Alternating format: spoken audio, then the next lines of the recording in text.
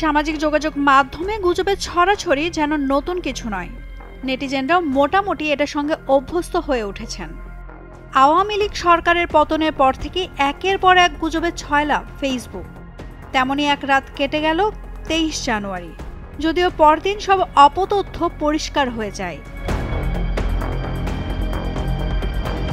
এরই ধারাবাহিকতায় শুক্রবার দুপুর 3:30টার দিকে গুজব কাণ্ড নিয়ে নিজের ভেরিফাইড ফেসবুক পেজে একটি পোস্ট দিয়েছেন অন্তর্বর্তীকালীন সরকারের আইন ও বিচার উপদেষ্টা অধ্যাপক আসিফ নজরুল। সেখানে জনগণকে গুজবে কান না দেওয়ার আহ্বান জানিয়েছেন তিনি। ওই পোস্টে তিনি লেখেন, পাগলের প্রলাপের মতো গুজব ছড়ানো হচ্ছে, এসবে কান দিবেন না। আমরা সবাই ভালো আছি, নিজ নিজ জায়গায় আছি, আলহামদুলিল্লাহ।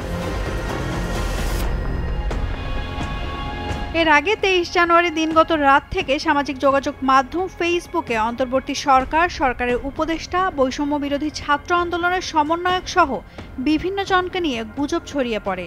এসব গুজবের মধ্যে আছে অন্তর্বর্তী সরকারের উপদেষ্টারা পালিয়ে গেছেন, প্রধান উপদেষ্টা পদত্যাগপত্র জমা দিয়েছেন, সামরিক বাহিনী সরকার গঠন করছে, সমন্বয়করা পালিয়ে গেছেন, এমন মিথ্যা ও ভিত্তিহীন তথ্য ছড়াতে দেখা যায়।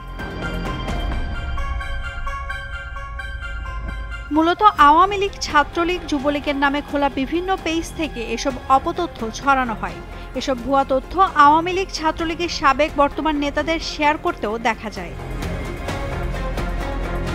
তবে অন্তর্বর্তী সরকারের প্রধান উপদেষ্টার পদ থেকে ডক্টর মোহাম্মদ ইউনূস সরে দাঁড়ানোর খবর নিয়ে প্রচারকৃত ফটোকার্ডটি সঠিক নয় বলে জানিয়েছে ফ্যাক্ট চেক প্রতিষ্ঠান রিউমার স্ক্যানার। সম্প্রতি এক পোস্টে এ সংক্রান্ত গুজব খোলাসা করেছে প্রতিষ্ঠানটি। রিউমার স্ক্যানার জানিয়েছে, ভুয়া একটি পদত্যাগপত্রে ডক্টর ইউনূস প্রধান উপদেষ্টার পদ থেকে সরে দাঁড়িয়েছেন বলে দাবি করা হচ্ছে। আদতে এমন কিছু ঘটেনি।